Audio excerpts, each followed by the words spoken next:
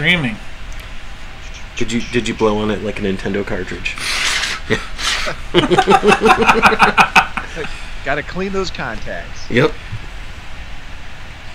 Alright, we are live again. We are trying this out. Oh, now Facebook's feed just went dead. Curse you, Zuckerberg! Video is unavailable. Why is it unavailable? It looks like it just came back. What a bleak existence, just looking at that all night. It says video is unavailable, and it's just like, yeah. Let's hit refresh on it. It wouldn't be the Justen versus Justen show if it went right. There we go. Hey, there we go. Blip. Someone said, aha, here are you two and Mike. Okay, see, that's, for some reason it always takes us to start, stop, replug everything back in, and then we work fine. But anyway, okay, welcome to the show. Well, if we started too early, they would see us naked, and that's just no fun for anyone. Because we apparently dress in front of the camera. They would see us doing our, the eye contact that we did that one time. That was really awkward. Oh, never going to forget that. That's a Patreon bonus, right? Oh, God. For $10 a month, you can get to stare into our eyes for 2 hours straight. You know, Mike, I gotta be honest with you. I don't know if I'd do that again for money. It was really uncomfortable. I'm like, I might stare down like a viper or something else. For $5, I'll send you a dirty diaper. I might shake hands with Jared Leto. Oh, God. All right, well, Mike, now that the fans can hear you at home, go ahead and introduce yourself again. All right. Well, hello there, folks. I am Mike Mertes of Unleaded Logic, GamerLogic.net, and the Casual Mark Wrestling Podcast. I have way too many hobbies, but I'm a giant geek. I love all sorts of stuff, and I'm really happy to be on the Justen vs. Justen show tonight and talk about very geeky stuff. That's right up my alley. All right. I know.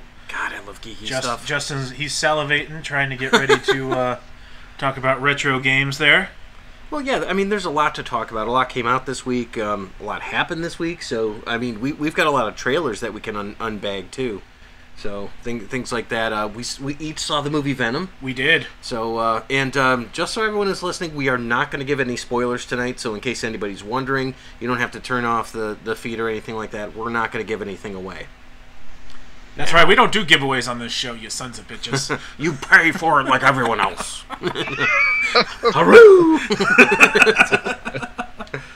All right, well... I don't even know where my head's at. Well, we'll start off with our typical Week in Geek. Justin, go ahead and take it off. You didn't tell him about my pubes, did you? Okay. I actually set you up. I said take it off. I was waiting for a joke on that one. Oh, okay.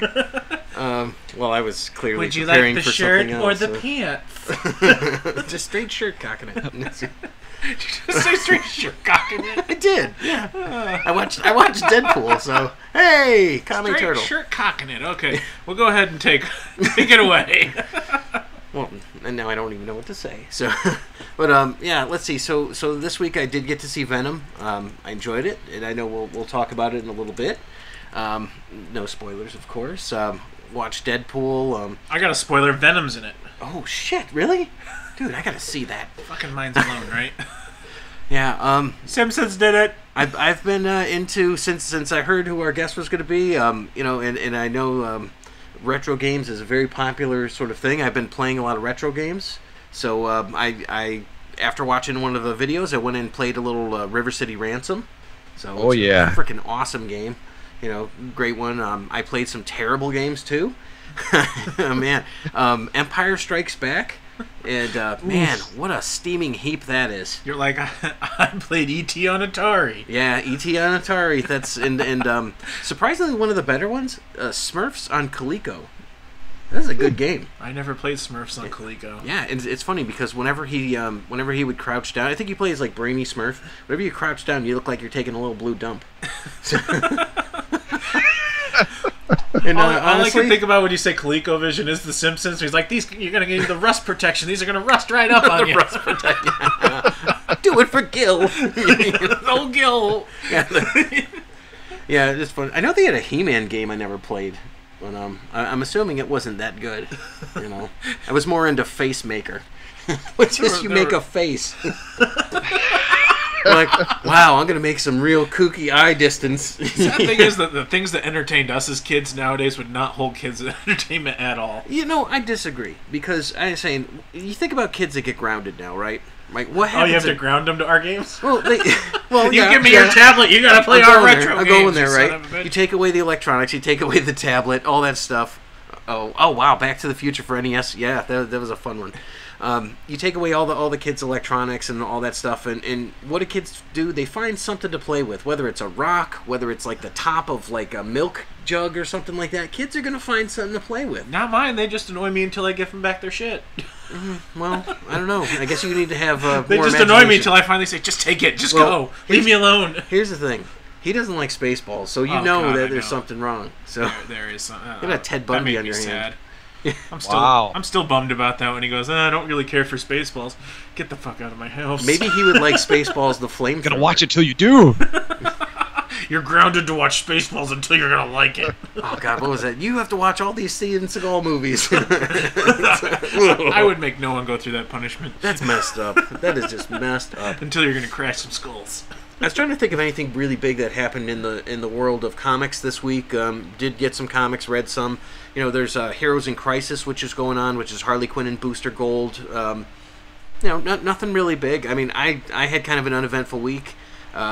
Big week for baseball, which is less geeky, but you could be a sports geek. You can. You can still you be got a geek and playoffs. like sports. Yeah, there's a lot going on there, so that's taking up a bunch of my time. I would say that. Did you watch the UFC fight craziness? Oh my God, that was nuts! Like everything that happened after that fight was the crazy stuff. It was. Mike, did you see that craziness that ensued? I saw the highlights from it, and I was kind of freaked out because as I was flipping through things, it popped on, and I thought for sure that I was watching a WWE face-off or a contract signing go bad, but it was obviously UFC, and it was this craziness. That is probably the craziest thing that has happened in the UFC to that capacity. People jumping in the cage, out of the cage, taking just shots at each other. It was total madness. So for someone who doesn't watch UFC on a regular basis, I got really interested in just what the hell was going on there. And it was a lumberjack match. You know, it was the match of the lumberjacks. I was expecting Hacksaw Jim Duggan to come out and hit someone. Oh, yeah, exactly. Macho Man was gonna pop out. Oh yeah! Snap into a Slim Jim. If his skeleton came out to bite people or something, I would love that. Yes, definitely. Our friend Todd is writing. He's very excited about how we just heard that James Gunn is writing and directing Suicide Squad 2. Well, he's not confirmed to direct it. He's just confirmed to write it. If he's writing it, then we need to appeal to this man to get rid of the Jared Leto. Yeah, fuck Jared Leto. Get rid of him. Leto is shit. Jared Leto is shit. I could see him going. I mean, if we transition into this before your Week in Geek, I mean, I could see some really good things coming. Ouch, my head. Some really good things coming from this. You know, character development for one, plot for two, setting, other elements of film, dialogue, script, settings. Yeah. Holy crap, it all works. And one thing Suicide Squad didn't have. All we had was to a shortage offer him of was characters. a few children. Yeah, colorful characters. It definitely had. It had some music in it. So with James Gunn, maybe this could they could work something out where they can get some music and make it similar to Guardians of the Galaxy. Fuck, they could make it a direct ripoff of Guardians of the Galaxy. And they could. People would still watch it and love it. Yeah. Be like, you know what? It's fine. We're just gonna do that. I go see it. It's fine. Yeah, I think so. I mean, well, let's face it. There's a lot of superhero movies that can be complete shit. People are gonna still go watch it. Yeah. I just saw there's a John Constantine animated film that came out today. I need to see. That looks pretty cool. Nice. Ooh, that could be interesting. Oh, definitely. I think they're playing off the last Justice League Dark that they did, which was so good. If you hadn't seen it, they fight a giant, a Golgothan. If you remember those from Dogma, yeah, it was a giant shit demon. Your demon is shit. Oh, that was a good movie. Yeah. Oh, Dogma was awesome. Dogma was amazing. All right. So is that your Week in Geek? That's pretty much it, man. Yeah, it's been a slow week for myself as well. I went and saw Venom, like you said. I thoroughly enjoyed it. A lot of people are smashing the movie, still saying it sucks, but I enjoyed it. I thought it was great. Haven't met a single person who said they. I know everybody I know personally, but we all have the same taste in movies, so I don't know if it works that well. Well, I mean, but that's the thing. It's like there's a lot of people that are big differences. There's a lot of people that I watch Chris Stuckman on YouTube. He reviews a lot of movies, and usually I agree with him, but he said he hated the movie. What is there to hate in this movie? I don't get it. I don't know, but I loved it. I thought it was very entertaining. James Gunn could be in charge of all the magic and underworld DC stuff. Well, that's the thing. I mean, if you already have magic in a movie like Suicide Squad, why not bring in a Constantine? Which would be a great segue, and it's a character that people will follow. Yeah. And if they're smart, they'll get the guy from the damn series. Yeah. You know, because that way you don't have to tell people who he is. You'd be like, oh, Constantine's Constantine. Yeah. So yeah. Or you get Keanu Reeves. I know magic. Keanu Reeves can do anything. Speaking of that, that's one thing I did. I read some spoilers for John Wick 3, apparently. He's going to fight samurais. Yeah, okay. And it's going to be the end. I guess 3's the final one, and it's just all about him trying to get out of the city. Samurai killed my dog. He's like, I wouldn't want to be that samurai. No, I would not. Maybe Steven Seagal comes in. Oh, please. You know what? He's going to show up in Expendables 4. I'm sure of it. Wasn't he already in the Expendables movie? He couldn't have been, really. Who was he? I don't know. Did they have like a water buffalo or something? He played Meatball Sapote sandwich, that's what he looks like. Oh, God. He was random actor. Does he always wear a daishiki? I mean, seriously. Pretty much. It's a kimono. He's like, oh, God, I'm the Glimmer Man. Get the fuck out of here. You know? Everything that man has done has been terrible. Like, maybe with the exception of, like, working with Gary Busey. Gary Busey is a saving grace. And here I am telling Mike, I'm like, oh, we don't really nag on a lot of stuff. Yeah, Steven Seagal, you're in our crosshairs. I mean, he is a big, big exception, but it is those wonderful movies that you can put on when you somehow run out of Jean-Claude Van Damme movies, where it's like, what else can I watch? It's like, oh, okay, here's a plethora of Steven Seagal movies. Under Siege 2, Above the Law, all of them, and it's so Deadly Ground. Oh my God, yeah. You ever see what happens to movies after they've, like, the sequels to Jean-Claude Van Damme movies, like Cyborg 2 or Universal Soldier 3? I know, it's like they were already... Oh, God. Where did they go? They were already low, and then they just went lower. Have you fucking seen Cyborg, the original? Oh my God. It's something. I mean, if you haven't seen this movie, it's where bad movies go to, like, have nightmares, I imagine. It's like that entire scene in Time Cop where he melts over and over and over, and they're like, yeah. Johnny Mnemonic. God, I just realized he was in Legionnaire. Oh, I fucking saw that. What is wrong with me? You love bad movies. Yeah, I guess. Yeah. You're the one who introduced me to that Russian movie with the man-bear pig. Yeah. Hey, he had missiles on his back. That movie was pretty badass. They're selling that at Walmart for $7.50. That Russian Avengers movie. It's a little too much, but... Yeah, a little... No, it's in rubles. You can... It's basically they owe you to take it. We don't worry, that's not actually price we pay you to watch movie. Comes with free copy of Fantastic Four. Wait, which one? Never mind. Comes with Fin 4. So yeah, I watched that. The Aquaman trailer, I watched that. That came out. Makes Aquaman look pretty epic. I'm not a huge Aquaman fan. Watched it and kind of went, I want to see this movie now. He will easily be the dumbest character in that movie. He will. But the movie looks really cool around him. You know? Like you said, though, I wonder if it's one of those movies where you watch the trailer, you go see it, and you're like, wow, the trailer was really good. as opposed to Venom, where the trailer was terrible. And I mean, we even tore it up. Yeah. You know? But, good movie, bad trailer. So I'm wondering what's going to be going on with this. But I think Aquaman looks decent. It looks like it's like a Tomb Raider movie. Yeah. You know, with political intrigue. I'm not a huge Jason Momoa fan. But I think I've liked him in... Did you see that Conan he was in? No, I never watched it. It's really weird. You know? Yeah, I never watched it. Really weird, eh? A couple years ago. Yeah. It was after, like, the second season of Game of Thrones or something like that, and then he's in it, and I'm like, yeah, I get where they're going. I mean, he's big, but, you know, it wasn't so good. Yeah. Soundtrack was Macy Gray. No, it's good. Oh. People wearing khakis. Yeah. Random quote of the day, and people wearing khakis. Khakis. Can't talk. Jason Momoa wearing khakis in the latest movie.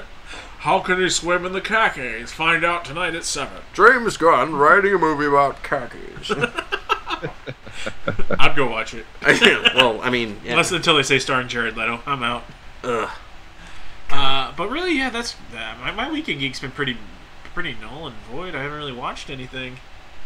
Trying to think if I mean, I'm always watching movies. I rewatched Deadpool, the first one. I had to spend some time up in... I went to Minnesota this weekend, so... Oh, Minnesota, eh? I was up in Minnesota, eh? You know, they don't have the taxes on the clothes. Oh, they don't. Yeah, you go out there, you're like, that shoe that says they're $29.99, they're like, for sure thing, that's $29.99, sir.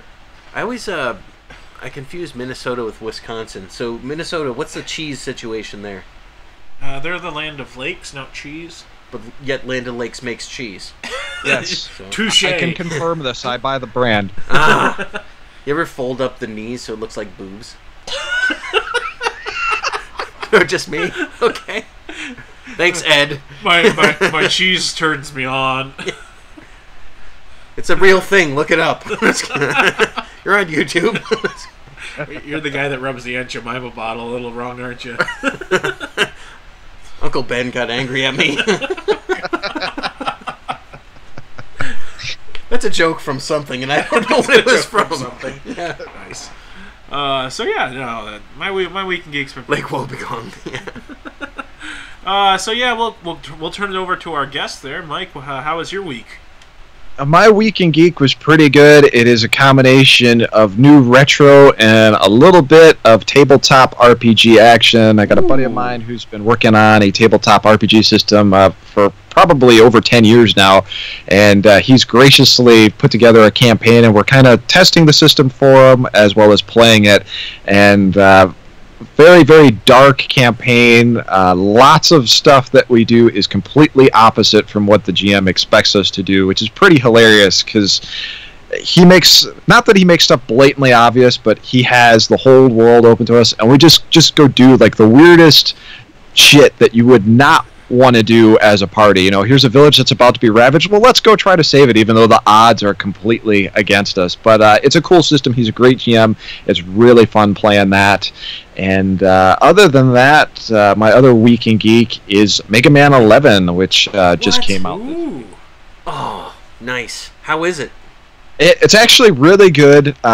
Mega Man 2 every is time. Probably one of my favorite platform games out there, and it's great to come back to this because it's a cool modern art style. I'm playing it on the Switch because I do like the portable features of that system and the fact that I can plug it in. There is a demo out there that you can play. Love the graphics, love the look, love the music. The game is hard as balls, though. I'm playing it on normal mode, and I'm playing what's considered to be the first boss that you should go fight. And God, I must have lost like 30 lives just trying to finally get to that boss and beat it. I'll tell you what your problem is. You're using the damn leaf shield. Yeah, I know, man. You gotta use the. That's right. We got Mega Man jokes, folks. The leaf cutter, yeah, Cutsman. He's throwing some Mega Man jokes. Germans love Mega Man. Germans love the Mega Man. He's mega and he's a man. So, don't like the ladies. Do you remember a couple years back there was an arcade game for Mega Man, and it was you would just face the bosses, and you would end up fighting Mega Man the Power Battles. Oh man, that was cool. That was a cool one. I've always loved Mega Man, especially Mega Man 2. I think would be my favorite go-to.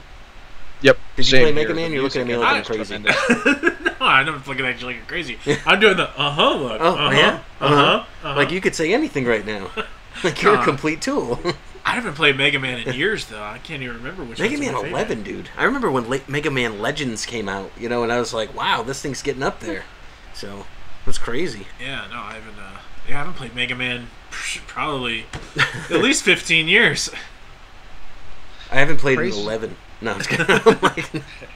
Crazy enough, we just, me and my fellow Gamer Logic buddy Emmy, we actually just played a little bit of it on a live stream not too long ago, and it's always fun revisiting Mega Man 2. That and Mega Man X is probably like my second favorite Mega Man, because that took Mega Man, kicked it in the balls, put the butt rock music to it, and just complete badass all around.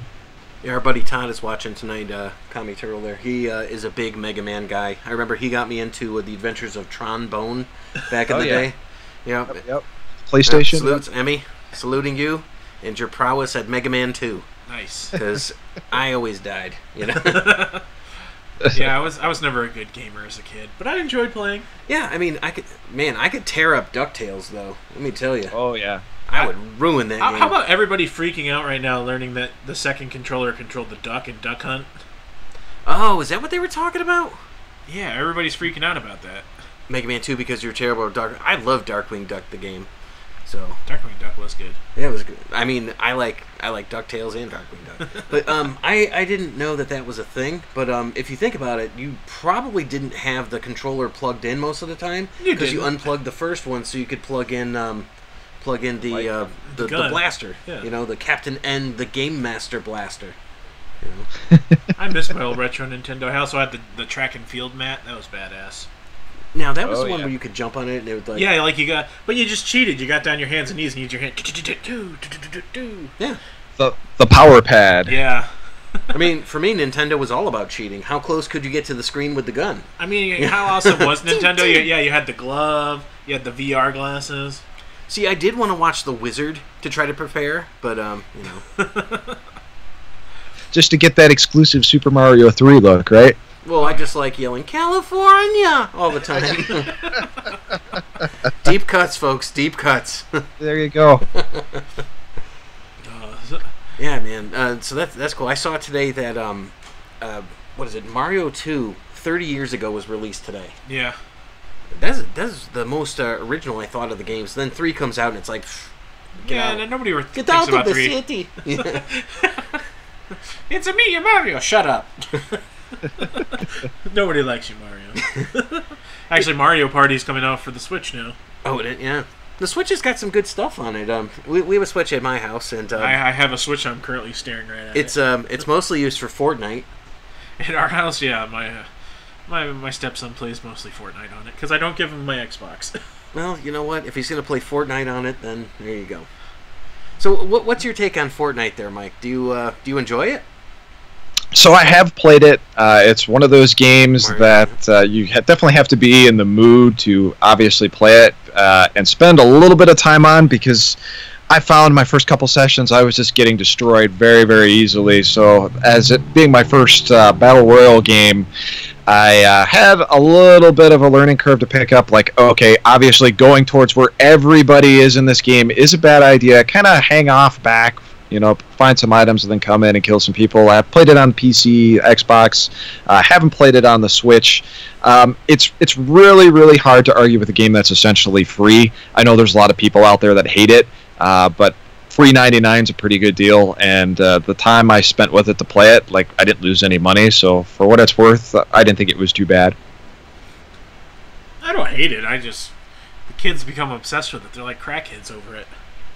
It's the new Minecraft. It's worse than Minecraft because they'll straight up be like, I'll take you to a back alley and got some Wi-Fi, man? I need the Wi-Fi for that Fortnite, man. Cream fresh.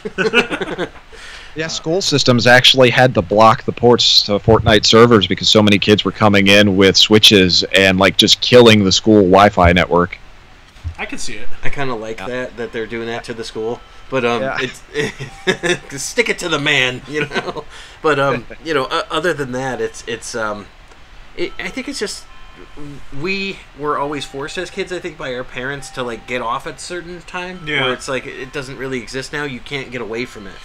Well, back when I was growing up, there wasn't a TV in every room of the house. Yeah, that's true too. Yeah. But it's like my point. You can't get away from it. You've got your phone, your tablet, your. That's Switch. True. We didn't have phones and tablets growing up either. Yeah. How did we survive? We did have tablets. They were stone, and they had let my people go. Oh wait, no, we had a tablet. Showed up. You pulled the handle on the sketch. You pulled the handle on the side, and it went. The cow says. Mrrr. Yeah. we wrote dick jokes with our light brights. Oh, light brights, man! I fucking forgot all about those. Light bright, star bright. For magical first thing I see tonight, something like that. Yeah. My buddy. Oh wait, no. Yeah, we had all that kind of shit. Make your speaking spells say dirty things. Yeah, absolutely. I think there's something wrong with what cool mine shit. says.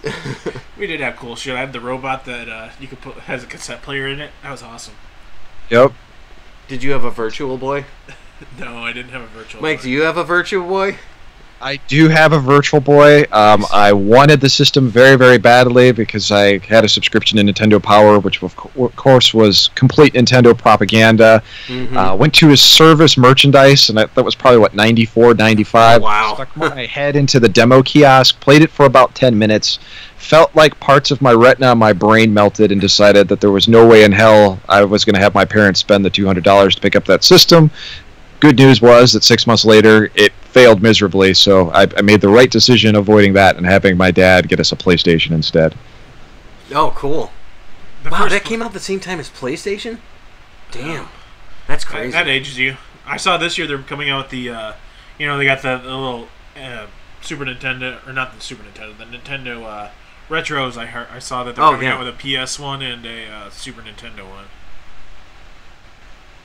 So that should be interesting. PlayStation Classic, and I think there might be even a Nintendo 64 Classic on the way too, is the big rumor. So 20 games. Yeah, I did see the Nintendo 64. But will it have GoldenEye? And that's the thing. That's everybody. That's all the only game everybody wants. That's one of those things where it's like it's got to have 4-player action for GoldenEye, and that's pretty. They should just release a GoldenEye edition where people can just do that. And for me, it'd be about WrestleMania 2000 because that was what I love playing on that system. Oh yeah, 2000 and No Mercy, man. That was the yeah. reason I had a Nintendo 64. Absolutely. Well, it started with the Fox WCW 64. one, and I'm like, sweet, I can play as Glacier, yeah, I went there, but then, you could make all your friends and get them into the character creation, and there was this one move that my friend did all the time. It was kind of like the Rock's move, the Rock Bottom. Yeah. It was called the STO, and he would always kill people with it because the part of the character animation was you would actually look like you're trying to get up one time. And I mean, that's your 2 count right there. And then it's like if your health is somewhat to the bottom, you're dead.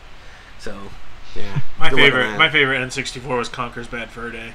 Oh, yeah? Yeah, that was a good one. Yeah, I mean, you could pee on people and kill them. How great is that? Mighty Pooh too. I mean, how can you not go wrong with a game that has a boss called Mighty Pooh? Though I have to admit, I'm not a fan of the game myself. I am not good at 3D platformers for whatever reason.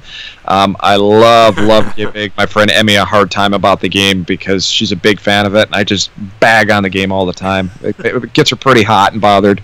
As she's just commented, GoldenEye, nah, 3D platformers is where it's at with the N64. Like Perfect Dark, maybe, or something along those lines. Oh, yeah. Perfect Dark is good. GoldenEye, Star Fox 64. You got to comment, she's the worst. Yeah. I think Todd has a good point here. He's talking about Star Wars Shadow of the Empire with Dash Rendar and all that. That was a pretty cool game. I will say my favorite part of that game is actually the beginning with the Battle of Hoth, because that is, in any of the Star Wars movies, that is like my go-to scene. Like, the game is so-so, but, pop that game in, turn on that first stage for me to play through that stuff, it's worth the money. Yeah, I never had an N64 growing up. We got one like late, but I was way into the PlayStation. My parents had they gave me the Super Nintendo, then they gave me the Genesis, and then they gave me the 32X. In that order? Yeah. That's kind of cool, but it's like a weird order. Yeah. So, were you playing Doom on the 32X? Oh, hell yeah. Yeah, that's probably why. So. Doom, Star Wars. I was playing Simpsons Doom. Where you get the mod. Yeah, exactly.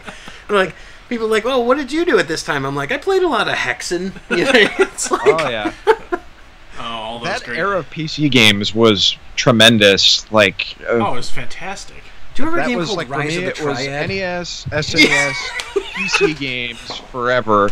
And then PlayStation came out, and I saw it had Castlevania, and I had to jump back to console. Yeah, Symphony of the Night was like one of the first games that I remember getting, and you play the castle, and then you play the upside-down castle afterwards. Man, 200% you had to get in this game. And this was before there was anything like trophies or anything. Yeah. Like, we just did it because it was fun. I remember when the first Resident Evil came out. Ooh, oh, God. That was great. That was...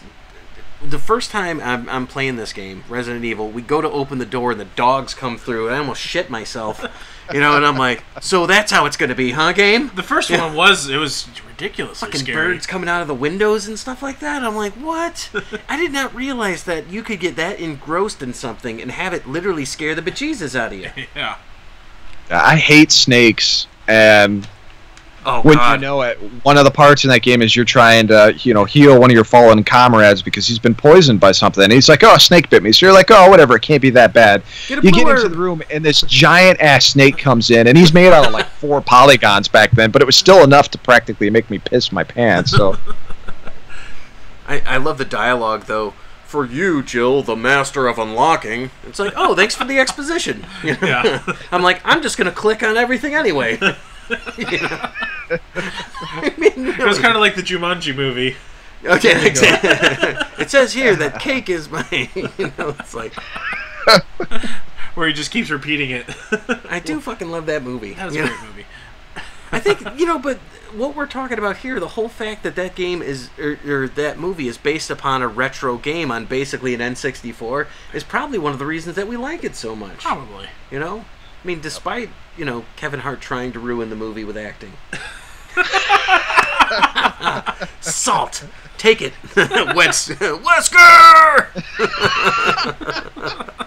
A Jill sandwich. Yeah, look at this. I love it. Oh, man. We're getting some great comments tonight, guys. We are. Keep them coming. Keep them coming. Yeah, we're going down video game memory lane here. And, so Mike, I have to ask, well, first of all, do you have a total number of games you own? Do you know the actual number? I don't have an exact number, but the last time I cleaned everything out, sold a bunch of stuff, in terms of physical copies of games, I have about over 7,000. That's my last count, which I don't have that many dollars. I'm not gonna lie. The first time I with his Morrigan statue and then Guile and all that going. What is the process of this? Holy crap!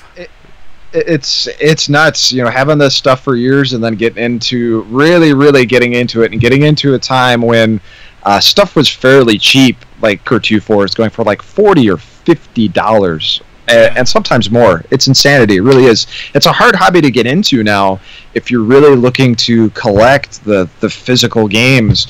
And a lot of people ask me, well, are you a purist? Do you play on a CRT TV? What do you think about people who play on RetroPies and emulation and all that? For me, it's all about the game. It doesn't matter if you're playing the original or if you're playing on an emulator. The key is to enjoy the game. And obviously, I have a lot of memories in these games, which is why I like really collecting the physical cartridges and stuff. I mean, I can pull almost any game off the shelf and be like, the first time I played this, it was 1987, and my little brother pissed his pants behind me, whatever.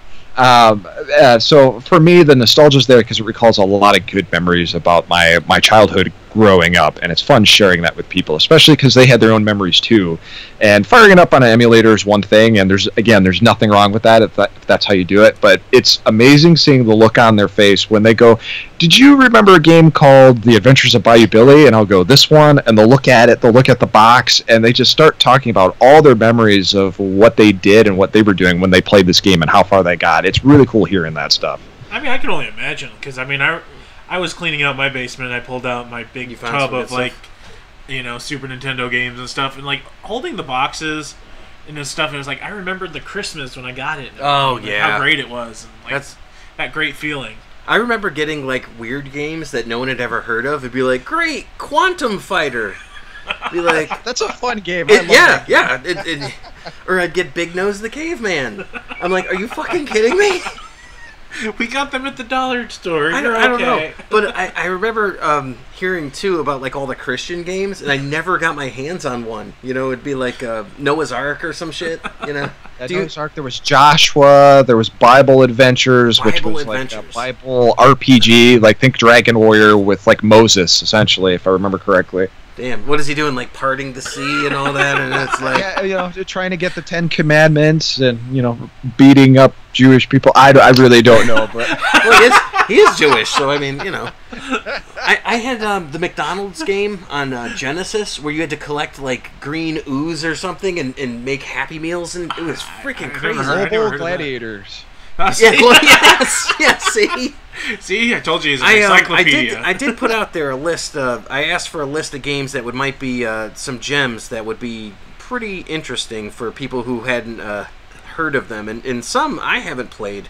And I was pretty excited. Let's see.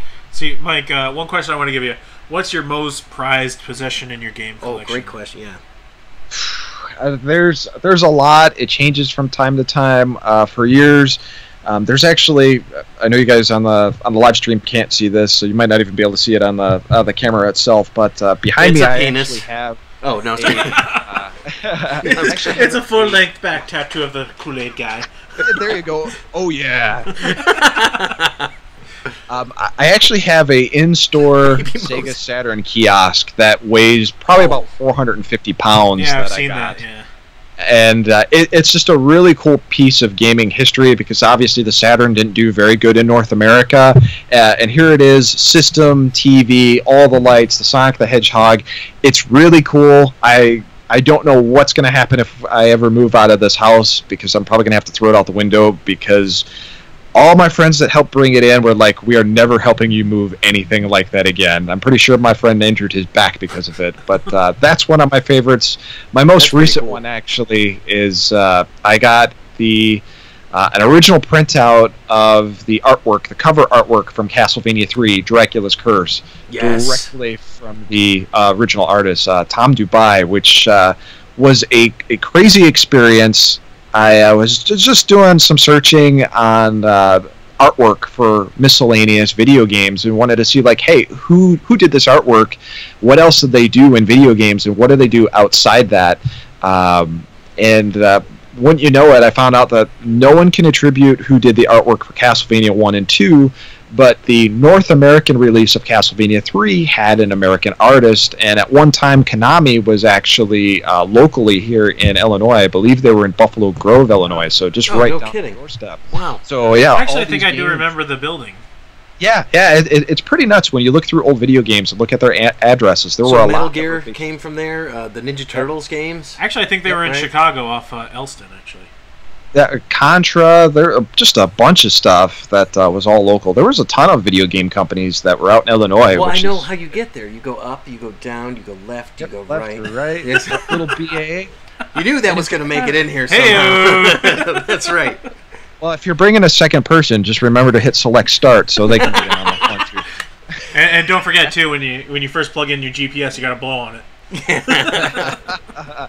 But yeah, I reached out to the artist, just kind of giving him a glowing review of all the artwork throughout the years that I enjoyed from him. And long story short, he ended up having the original source for the Castlevania 3 artwork, and I said, "What can we do to possibly get a print for this? I'm not going to sell it or anything. This is strictly for my enjoyment." And lo and behold, sitting in my office now is a full-size print of the Castlevania 3 artwork, and it's just tremendous, the amount of detail. So, kind of sad. A lot of great artwork exists for these games, and no one knows who the original artists are. And a lot of these guys are passing away and not getting their recognition. So I hope by having this that Tom can get some recognition, because he did some fabulous artwork throughout the years for some of the Castlevania games, Teenage Mutant Ninja Turtles. No kidding.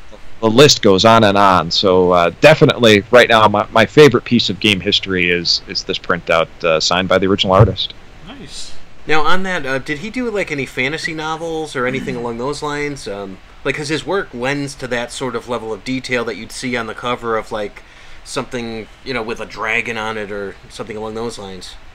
Yeah, he had a lot of influence from like Conan the Barbarian, and he actually did go through and play the game, see elements of stuff. Because, a lot of times you would look at some of this artwork that was on video games, and when you actually played the game, it had nothing to do with what was actually in the game.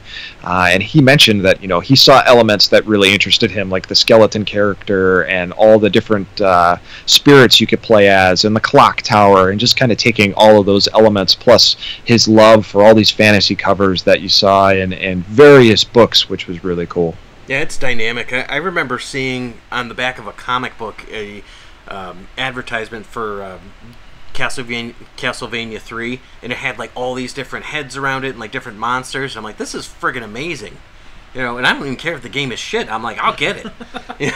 I don't care if it's shit. Take my money. Yeah, and the game turned out to be awesome. So yeah. Yeah, it was a great game, and I think I told the story before elsewhere, but that artwork was so colorful. And when I was a kid, my NES was hooked up to a 13-inch black and white TV. So a lot of the first times I would play an NES game, it'd be in black and white. I would base what I saw on cover art to kind of fill in those colors. So it was cool when I finally got to play Castlevania 3 on a color TV that artwork was pretty much spot on with what you saw. So you didn't like take the Nintendo and go hook it up secretly when no one else was there and put it on the color TV? I tried to, but my dad was a movie buff and constantly had movies on. And the other thing was, we mentioned it before, we had a certain time that we could play video games, and after that it was time for bed. And getting that NES hooked up to that color TV would have been too hard. But even on the 13-inch, it was pretty difficult because this was old school black and white TVs, man, and it had the dial channel changer on it, and every time you would click that channel and try to get to 3, it was chunk chunk chunk chunk. Oh, I had one of those too. Yeah. Did you ever break the dial and have to use needle nose pliers? Oh yeah. Yeah, I had a flat blade screwdriver that was just for that. Actually, that's how I found out that I could quietly change the channels and not have my parents wake up in the middle of the night and yell at me. That's the other thing too. That's when you had the prong adapters and you had to unscrew those flathead screws, right, to put the little prongs on the back. And you think about it, it's like I got good at doing stuff because I had to figure out how to get what I wanted to do to play. Yeah. Instead of like, I'm trying to find the source on my friggin' plasma TV or something now, and the kids are like, Mom, it's not working and the Wi-Fi is down. You're like, you little snot-nosed brat. I remember my first TV that I got in my bedroom was my parents' old one. It was missing all the buttons, and I had to change the channel with a pencil. Mine had a line. I had to stick the eraser head in the hole. Oh, you just pray then that the eraser didn't break off. You did. You were like, okay, I got this pencil. Okay, power on. Then it was channel. I got good at this motion from changing channels. Did you ever have an appliance that would literally electrocute you, but you still used it? Oh, every day. Yeah, exactly. You're the TV that's like, you love this thing because you're going to play your damn Sega Genesis on it, and you're like, I need to play this. But it's like every time you turn on, fuck! Everybody had the outlet in the house, too, that when you pulled it, it sparked a little. I still have that outlet. That's what made us tough as kids. I hook up my oxygen machine to that. It made us tougher. It made us tougher.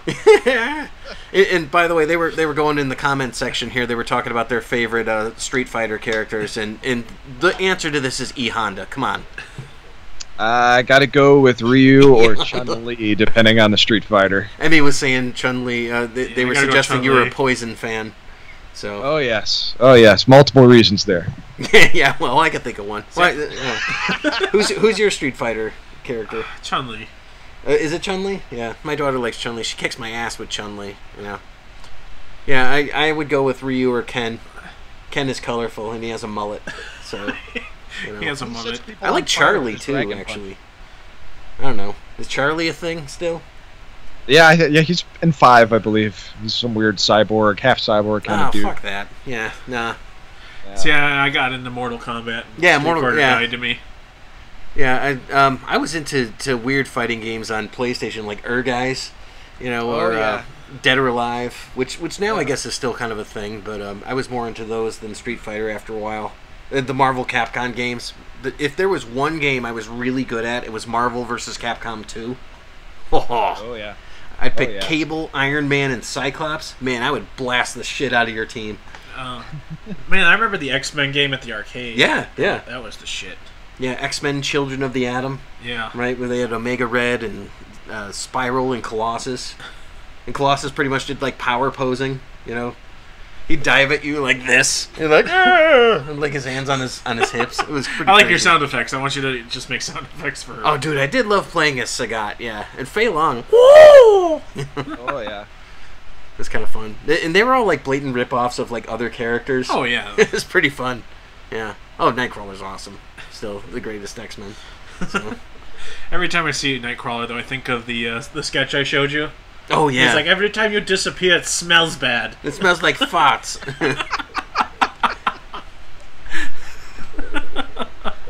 Yeah.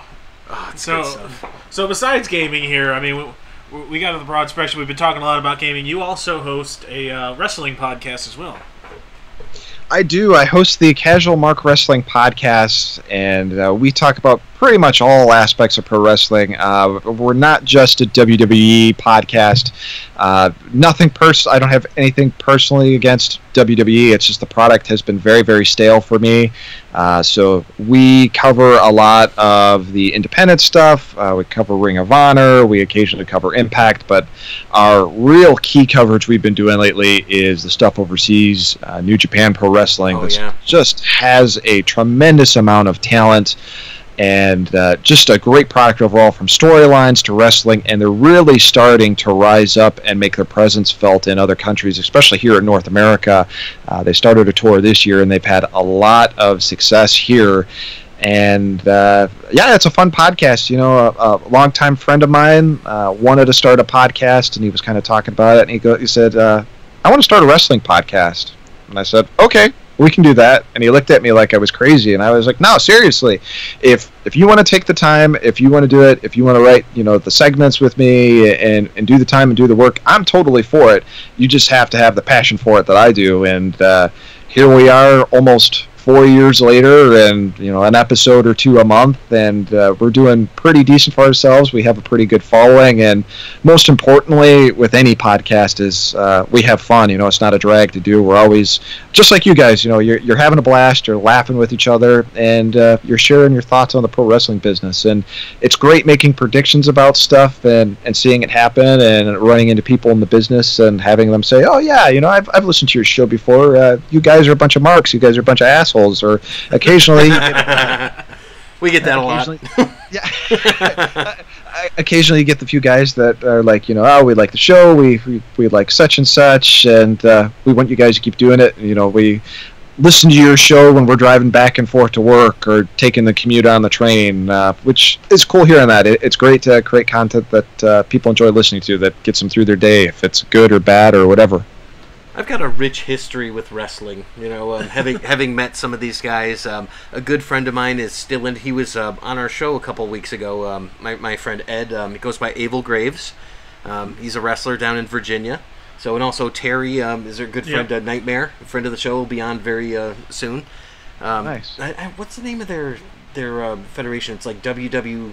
Oh. It's WCWW or something. You're putting me on the spot. I'm sorry, guys. I wish. Wish we had something better. Come into the comment section. For me, the thing I loved about wrestling is completely gone, because when you would get a character that you really liked, or a gimmick that you'd like, or something like that, it seems like that person would never get that push that you would want, and it just became boring, because it's like, okay, I guess we're gonna watch the stupid Triple H show again, and he's gonna do nothing, and I was never a big fan of like Stone Cold Steve Austin. And I'm like, all right, if I wanted to watch a guy just like punch and kick or something like that, that's it. Like he's not jumping off of ladders. Like, they're not doing anything like John fun. Cena's boring because you can't see him. And I got really, really, you can't even see John Cena. I got really bored by all this shit. And then all the people who were like really purists with wrestling, and they're like, "Oh man, Dean Malenko's so good." I'm like, really? I'm like, the guy, you can't even get anything interesting out of him. So, like, I miss the colorful characters that they had. Like, The Undertaker was always fun to watch. No matter what, he was fun to watch. You look at a guy like Roman Reigns, who cares? Like, have you seen this guy? No. Yeah, he's just like he's a big guy in the ring. He's got long hair. Well, I mean, I've probably seen him. Boring. I don't follow wrestling to the full extent of a lot of people. And I would rather watch classic matches. The thing is a lot of them for, like, the bigger networks, they all kind of look the same now. Yeah, they all used to have an identity to me. They all that's kind of true. look the same. And that is another thing. Most of the wrestlers covered. look the same. Yeah. Yeah, it used to be like you had Hulk Hogan and all those guys, and now it's like they all kind of look the same. I think they all did different brands of steroids back then. So like one guy was Coke, one guy was Pepsi. It's like, well, I'm sure they all did Coke. It just wasn't the beverage. Trust me, Ric Flair is still doing it. Flying high. How do you think he got? Woo! Yeah. I've heard a couple of people, woo! Yeah. Yeah, and I don't know. So, what do you think is good for wrestling right now? Is there anyone that you think is like a standout that maybe isn't getting a push, or like what do you think is going to bring it back around? I guess. honestly, I think what's going to bring it back around is competition, because it's going to make the big company that is WWE take a good look at itself and see, hey, we are not doing things that are making the fans interested in what we put out. I mean, the key word you just said there is Roman Reigns.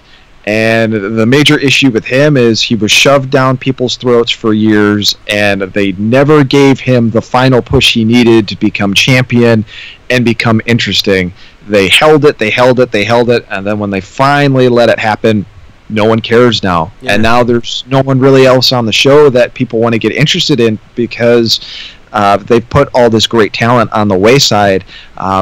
Honestly, if there's characters, if there's wrestlers that you really want to see breathe some life into pro wrestling for you, I highly recommend you check out some of the New Japan Pro Wrestling stuff, and even just check out some of the talent that is available on there.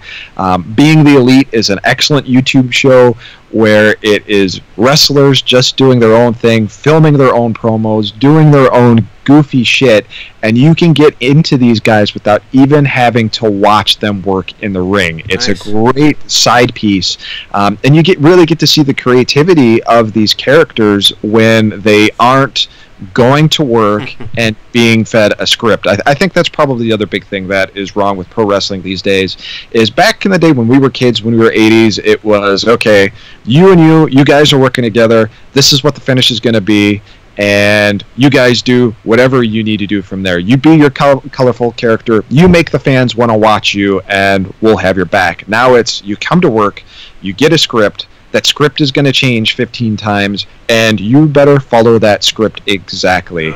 If you're not a well-known superstar, you better not deviate from that script, because if you do, we're not going to give you a thumbs up on it. We're going to say, well, you're not a team player, and you're going to get kicked to the wayside. And that unfortunately happens a lot in WWE, and it's frustrating. Yeah, it happened to Jerry Lynn. That's why he never got over. Yep. You know? It's this is where you secretly learned that I like wrestling. I've always known you liked wrestling.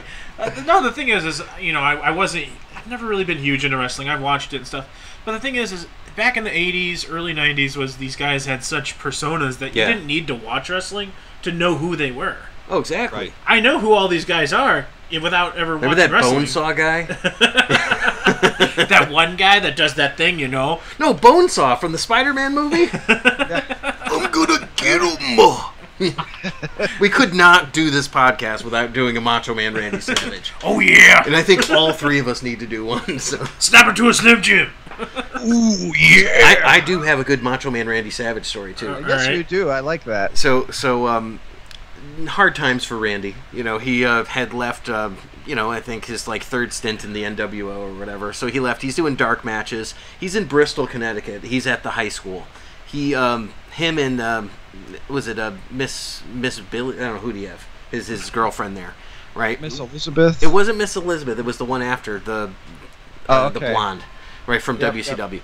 Well, he has Taco Bell right before his show and goes out there, has a match and all that. I think he's fighting like Chris Candido or something like that. You know, another guy, rest in peace. But if that's him, yeah. So he does his Macho Man flying elbow off the side of the turnbuckle, hits the ground with such utter force that he literally craps himself in the ring. Macho Man Randy. Everybody is like, oh my god, they finished the show and all that. Well, here's the thing. They made him come back out and clean the ring. Oh, God. Oh, my God.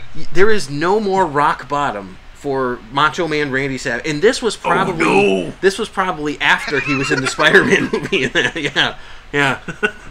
Oh, yeah. And this is a true story, too. And I shouldn't have had that Slim Jim. Yeah, seriously. He shouldn't have had it. God, can you imagine? And it's like, I mean, not even Jake the Snake Roberts has a story like that. Well, he probably does. So he's probably like, I'll clean that for you.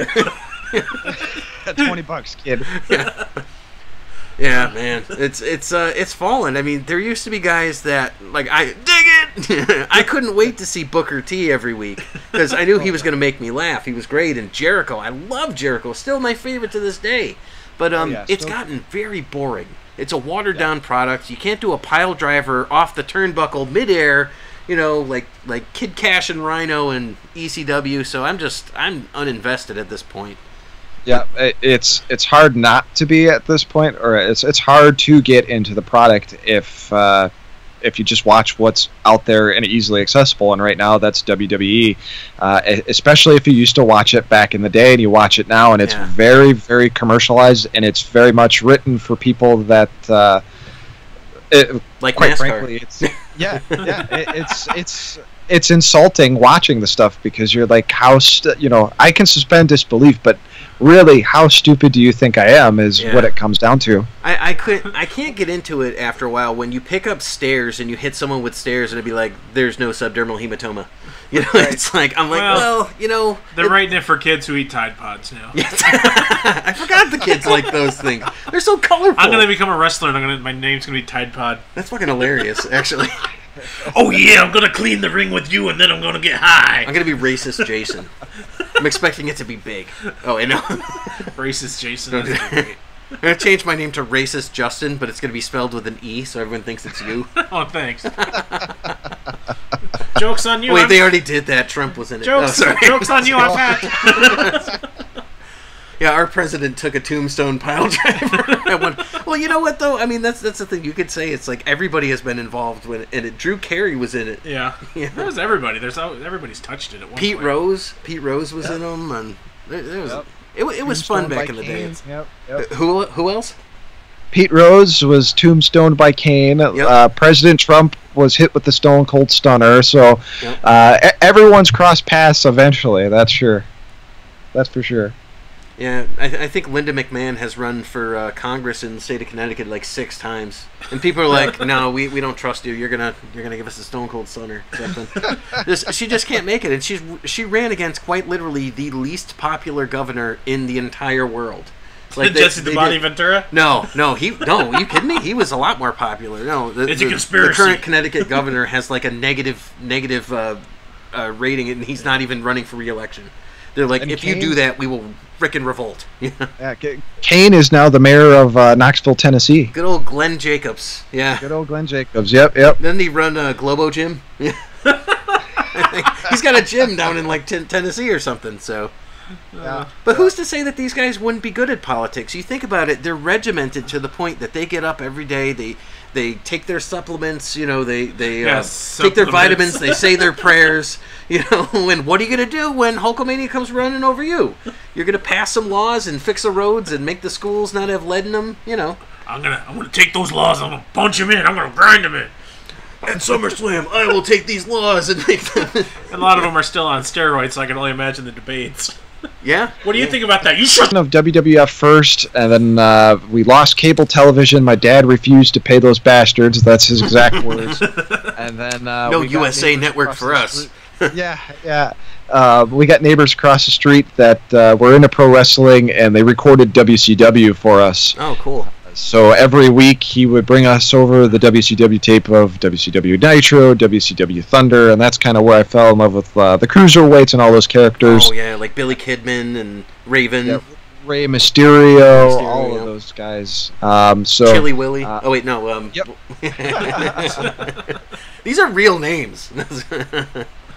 So eventually SmackDown was airing on regular broadcast television, and that's how I got into WWF again and started catching up on the history of. And of course, we had a video store, and I worked at a video store, and we had a pretty large wrestling library that we could rent from. So cool. We were always catching up on ECW and WWF and all those weird independent stuff, like Secrets of Pro Wrestling and Beyond Matt, all that stuff. Did you see the one with John Cena when he was in there, learn how to wrestle? Dead.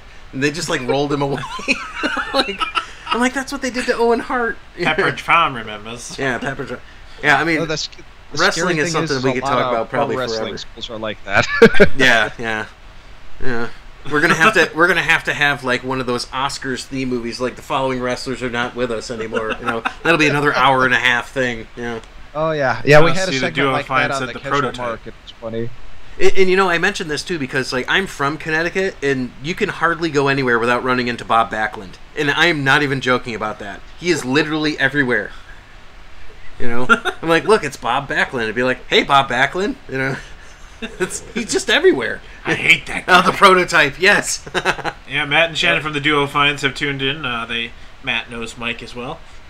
And I noticed on one of the videos that you were putting on, you were talking about your favorite wrestling games. We've talked about No Mercy and WrestleMania 2000. Do you have a favorite all-over wrestling game? Easily, hands down, it's WWF No Mercy. I mean, all the different characters in there had the authentic intros, even though they sound like dog shit. For the time, they were great, and the move system, man. Like, you want to talk about an interactive move system with a lot of variety of options and a cool reversal system too, where you could really just chain together some amazing shit. Like, I remember going back and forth with friends and captured in any modern wrestling game.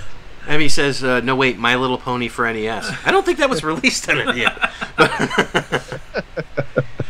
He's a big Applejack fan. That's good. He's a brony? I don't know, but... Yeah, no, I agree with that one. That one was great. There was an arcade version of it, and I remember just how they would bring this shit to life. And now, that's not the one where you would hit... like, The Undertaker actually hit people with actual tombstones, was it? No, that one that was WrestleMania, the arcade game, and that was done by Midway's, the same guy that did the Mortal Kombat games. Shannon says Warzone. Oh, Warzone, yep. I liked the Attitude when that came out. I had it on my Dreamcast. Because I pre-ordered... Why'd you say it like that? I had it on my Dreamcast. Because I had a Dreamcast, and I pre-ordered it. I had a dream. 1998. I had a dream that I'd play discs, not cartridges. And that dream came true. They put a hole in them discs for your finger. You put your finger through the disc, you got some scratches on it, didn't matter.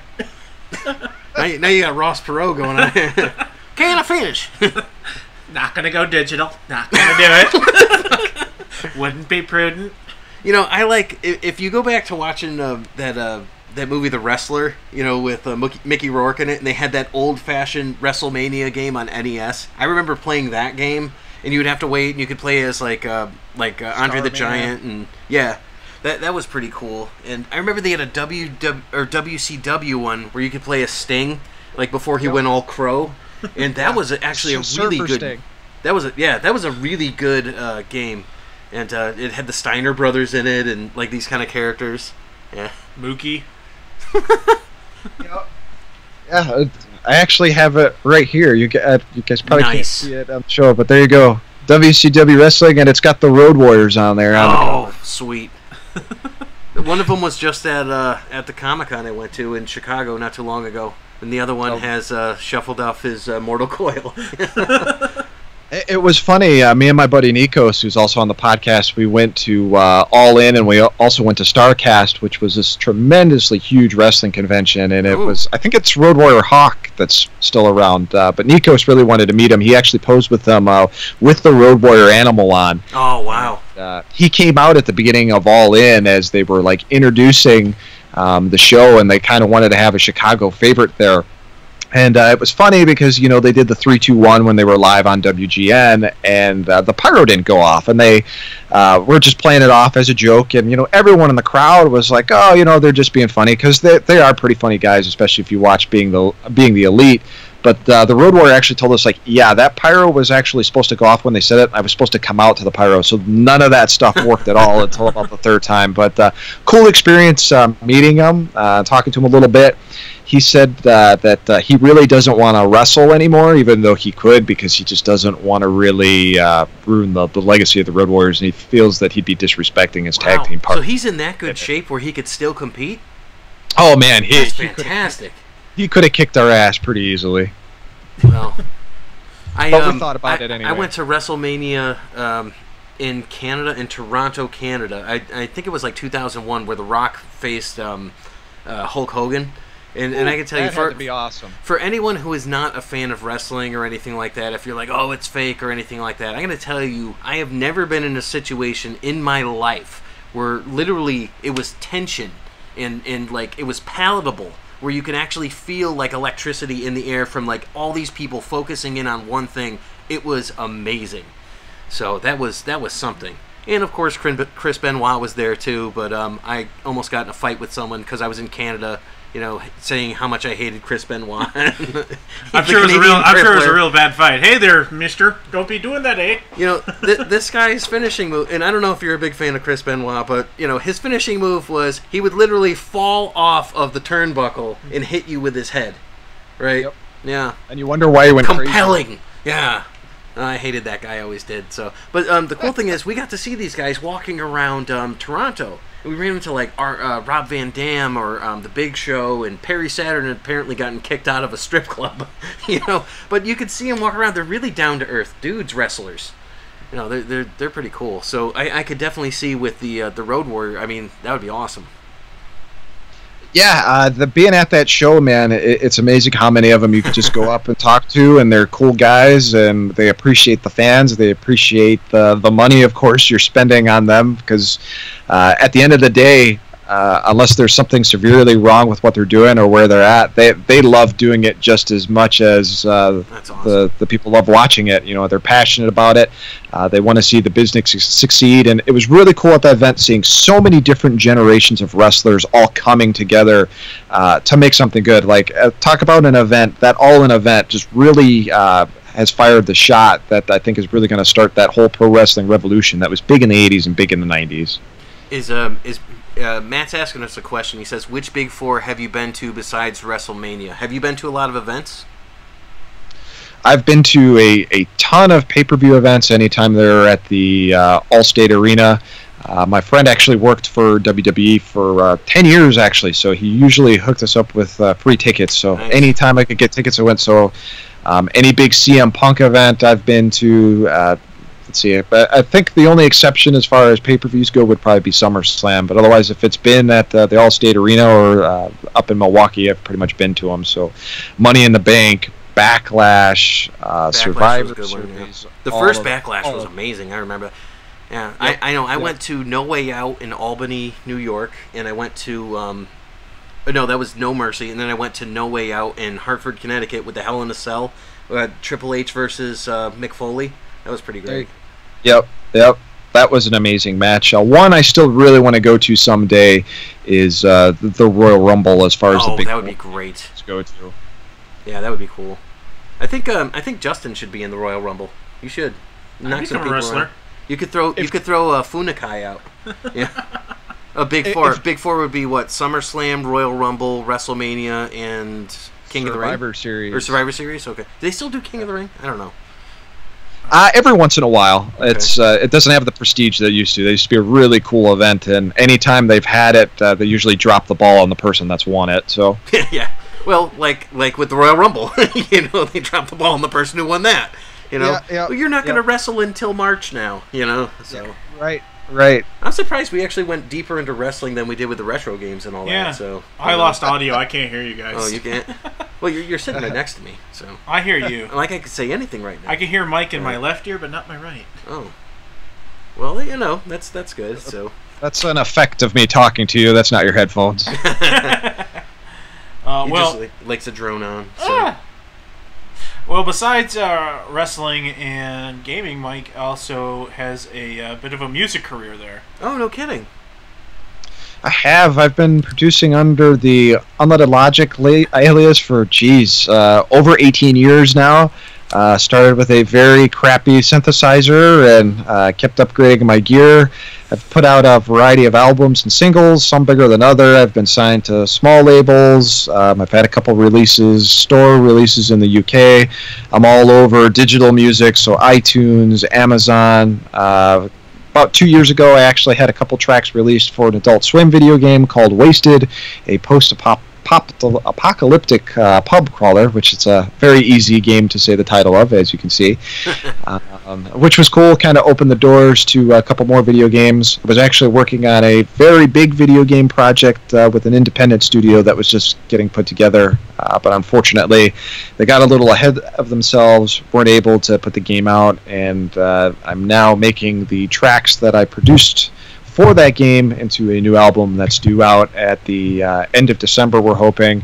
And we're going to go old school, because just like the recent surge of vinyl records that have been coming out for video game soundtracks, as well as like synth 80s style music. I'm actually going to be doing a small pressing of the album on vinyl and maybe a CD release too. So we'll see how that goes. But yeah, it's cool music. You can go to unleadedlogic.com to check that stuff out. And of course, I'm all over YouTube. If you type in Gamer Logic, Unleaded Logic, they all cross into each other because every element of what I do, pro wrestling, music, video games, somehow they're all connected, which is magical because it helps in the production of all of them. So. Well, we're very versatile too. I mean, you make fancy sandwiches, right? Yes. And well, I do have to mention. Matt says something about making copies of video game posters and eBay. And all I have to say to that comment is very, very good business. We were talking about it before the show starts. We don't want to dive too much into that and have that recorded on TV. So what do I have to do to get a copy of Legacy of Kain Soul Reaper? Or Soul Reaper, like a poster. Make friends with Kinkos, yeah. Yeah. Just make sure it's at least 1280 by 720 and you're good to go. Sweet. I'll get my 5 megapixel camera going. Ooh, the detail. Oh man, that's awesome. So you've got a musical career as well. Do you get to tell us what the game was, or is it like a non-disclosure type thing? Sure, I can tell you what it was supposed to be. It was actually supposed to be kind of a cyberpunk point-and-click adventure, very similar in vein to games like Snatcher and Police Knots, both of those being Hideo Kojima games. Oh, wow. Metal Gear, so that was their own kind of take on that, kind of a noir feel to it. A hard-boiled detective who was always on the case, pissed off the wrong people, and ended up killing his wife ends up being killed, and his child ends up being killed, and it's this whole exploration of this city as he tries to find out, who done it essentially. That's like City Hunter. That's like almost that seems very City Hunter. Definitely. I mean, it took a lot of references from a lot of different stuff where, looking at the script, I was like, you guys got to change some of this stuff, right? Because it's super similar. And that was kind of the thing with it. Creatively, they were borrowing all these great ideas and they had such a huge vision for it. But it was such a small team and the money really wasn't there. And I think they overcomplicated things. I mean, it went from a 3D kind of Resident Evil style adventure game to what was just supposed to be a point and click, and they kind of lost their direction, unfortunately. Jeez. And finally, they got frustrated to the point where it's like, you know what, we can't do this right now. And there were talks about me actually picking up the whole intellectual property and running with it. And finally, I was just kind of like, I've got the music. I could still put the music out. They were generous enough to let me continue to use the name. So that is the name of the new album, The Neon Noir. Hopefully in the future something happens. Yeah, hopefully in the future something happens because it touched on a lot of those retro vibes, especially if you were a fan of the Snatcher and Police Knots. But unfortunately, I don't know what's going on with his stuff lately, because he was supposed to release this horror game that, they released the on PlayStation 4, this whole demo for it, and it was scary as hell, and it just never ended up going anywhere. Yeah, that unfortunately was a result of his parent company, Konami, just kind of screwing him over. And that started with Metal Gear Solid 5. The company just kind of turned their backs on him, didn't want to work with the guy anymore, and he was unceremoniously fired from the company and let go. And what was left of his team finished Metal Gear 5. And any ideas or workings he was going to have with PT, I believe it was just pretty much just tossed out. Konami said, he's not with us. We're not interested in doing this. And this Silent Hills game, which PT was supposed to become, with all these different characters and a movie director too, his name, Del Toro, his name escapes me.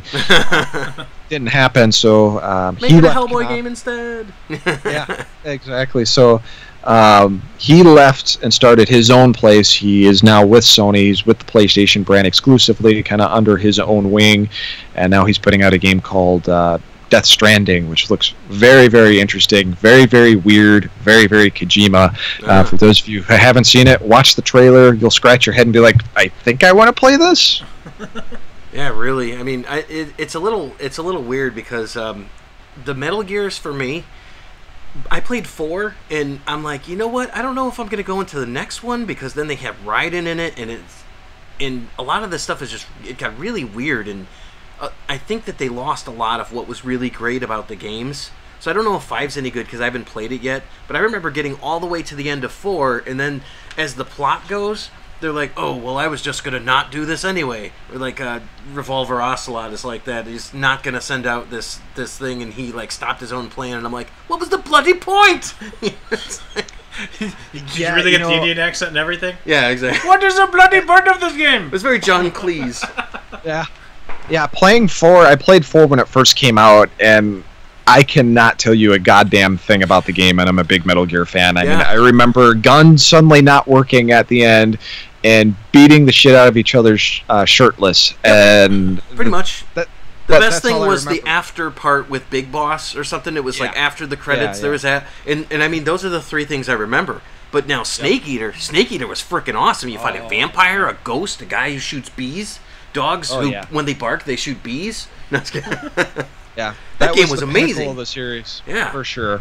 The second one was okay. The first one on PlayStation, was amazing. I can't tell you how many times I went through Metal Gear Solid when it came out, and the original Metal Gear on the NES and Snake's Revenge. I loved the crap out of those as a kid. So cool to see the franchise come back. But yeah, kind of like you said, by the time you got to 4, it was like, dude, you jumped the shark here. This is like Sci-Fi Channel material now. Oh yeah. Well, not that I don't appreciate a good, crazy game, obviously. Like I was saying, I played Quantum Fighter. But, it's... I guess those are the games that you play because of the gameplay. You're like, all right, I want to, run from someone and hide in a box. Then I'm okay with Metal Gear. Because they are fun. And you grab someone's, husky dead corpse and you put it into a locker and you close it. And, it's fun. It's good fun. Yep. Kids with your Fortnite. I don't play Fortnite. Got to bring up in the comments section there, a lot of people giving Mike guff about snakes right now. Yeah.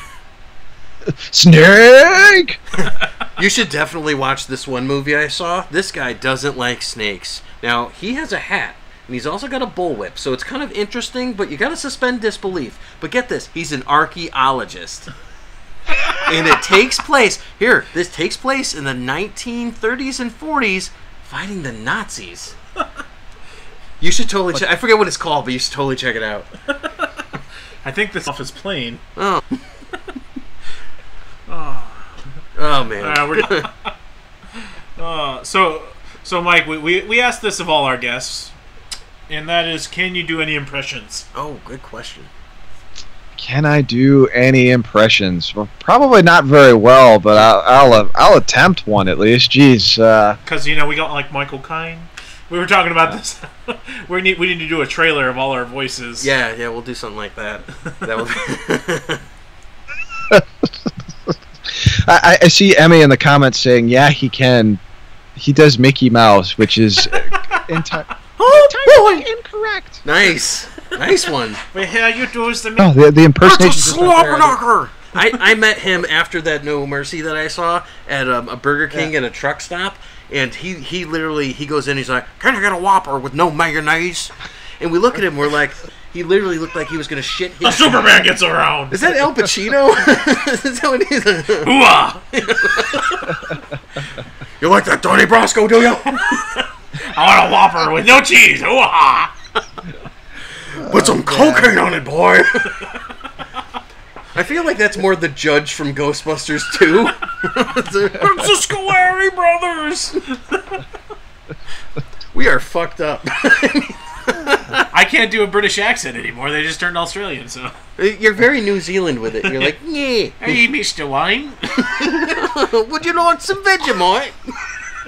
You call that a knife? That's not a knife. We don't use knives, Alfred. Good old Crocodile Dundee. That's a good one. Your Mickey Mouse is quite commendable. We accept it. So Mike, can we have a collaboration song? Some of your music with Batman. Oh, okay. That's a good one. We're lyricists. We're more of that. So yeah. Place is going to a place that needs to go further. Let's do it. Like we could do Batman doing the greatest hits. So do you want me to randomly pick? Start us off. Who else? It could be like one of those WoW CD compilations, but it's all Batman. Yeah, Batman and it's only sings Mariah Carey. only the Christian Bale version too. Oh, the Christian Bale of Batman. So I got those apple bottom cheeks, Bruce with the bear. You really think that Flow Rider's gonna? Hey girl, you spin me right round, baby, right round. Oh wait, that was Bane, and then he broke my back. How about Batman doing Walk Like an Egyptian? Walk like an Egyptian. I think Mr. Freeze was on this, but if we go with the Arnold Mr. Freeze, we could do that too. I know someone who does that. Walk like an Egyptian.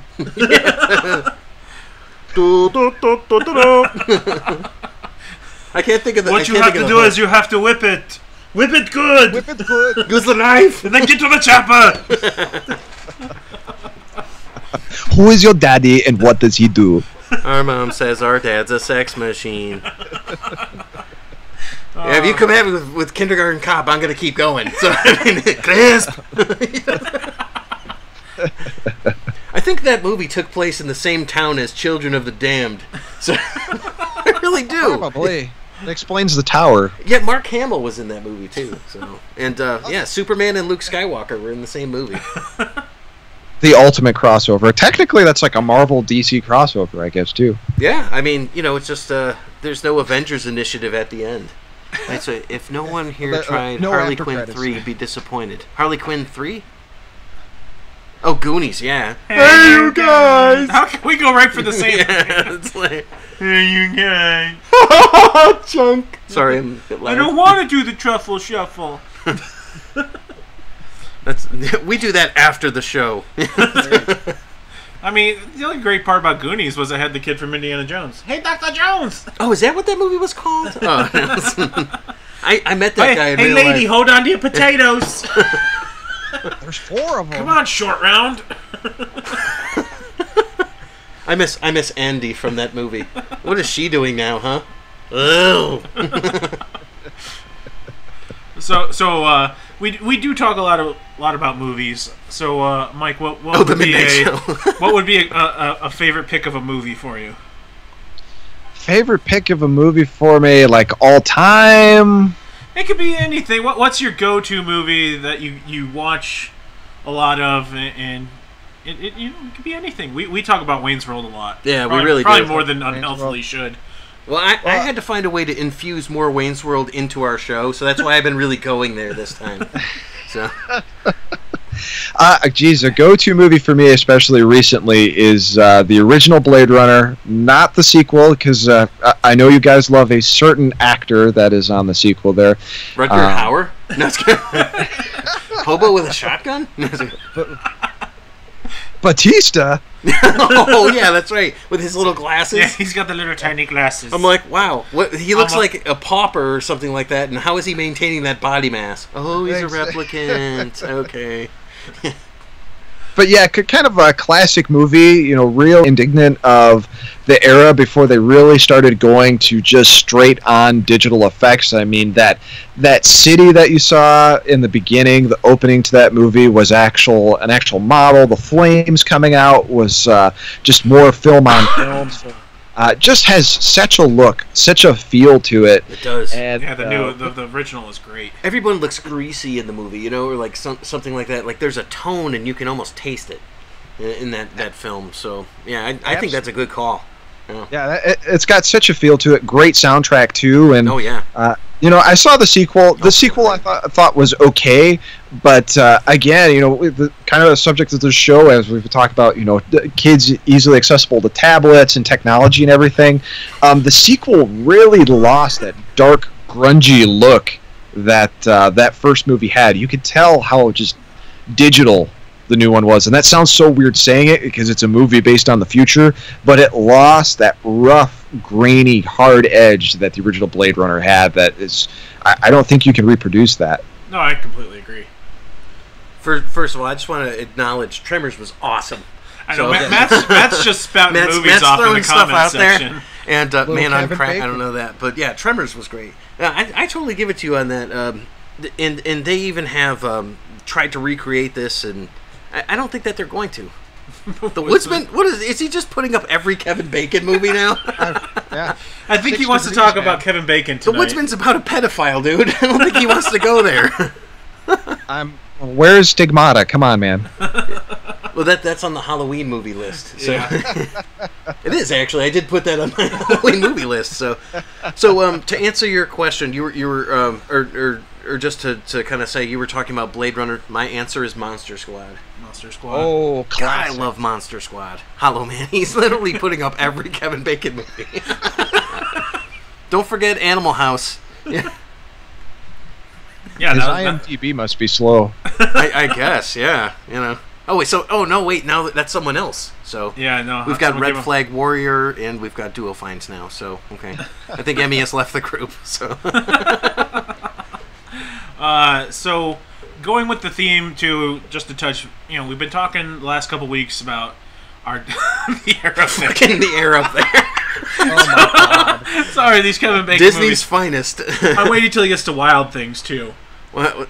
No. okay, Oh, Wild okay. Things No, is she's okay. still there. Okay, good. But we got to go with the Halloween theme. What's your top 5 go-to Halloween movies? Oh, good question. Well, they're probably up here, I imagine. They don't necessarily have to have Kevin Bacon in them, but it couldn't hurt. He's like Footloose. It's my all-time Halloween movie. It's pretty scary. No dancing. Like Die Hard is a Christmas movie. Footloose is clear. That John. What's his name? What's his name from Third Rock of the Sun? Oh, Lithgow. John Lithgow. Yeah. It's my John Lithgow. So yeah, what's your 5 go-to Halloween movies? Oh, Dark Man. Awesome. Sorry, I get excited. Phenomena. Not the John Travolta movie, though. That is very scary. But the one with Jennifer Connelly, it's from like 1983, a Dario Argento film. Oh, really yeah. Creepy vibe to it. She can control and hear bugs, and she's trying to figure out who the serial killer is. Donald Pleasance is in it. You can't go wrong there. As Love Donald Pleasance. Yeah, Halloween, of course, and a bunch of other great movies. Prince of Darkness. That's another scary great movie. Yeah. Yeah, that is a scary one. Yeah, no, those are great. What we got up here was Stir of Echoes, Nightmare on Elm Street 3, Killer Clowns from Outer Space, and Hollow Man. All great films. Nightmare on Elm Street 3 is my favorite of the nightmares. But yeah, those are some good movies that you're talking about there. I was expecting to get like a sleepaway camp in there or something, but no. Naughty Night Nurses you kept it 5. classy. Yeah. Those You gotta are go all with great. Phantasm. Yeah. Oh yeah. Hello, boy. Boy. I bought the 5-disc set at Walmart not too long ago for Phantasm. I'm halfway through. Let me just tell you, skip Phantasm 2. You don't need to be a completionist. Trust me. 2 and 5 is even worse. 5 took many, many years to come out, and I was really looking forward to that, and that they just completely fucked up. 3 Yeah, they was did. good. 3 was really 3 good. wasn't alright. It was alright. Nothing beats the original. Yeah, the original's really good. But I like how they have like this offbeat guy who's the hero. He's like balding. He's kind of fat, and he plays guitar. And I'm like, this guy looks like Clint Howard. Yeah, he's an ice cream man. Yeah. I mean, come on. Literally, Ice Cream Man, Clint Howard. He's the good hero, man. Yeah, that's Duke Nukem. You talk about that like you like Samurai Cop. Well, I like Wolf Cop.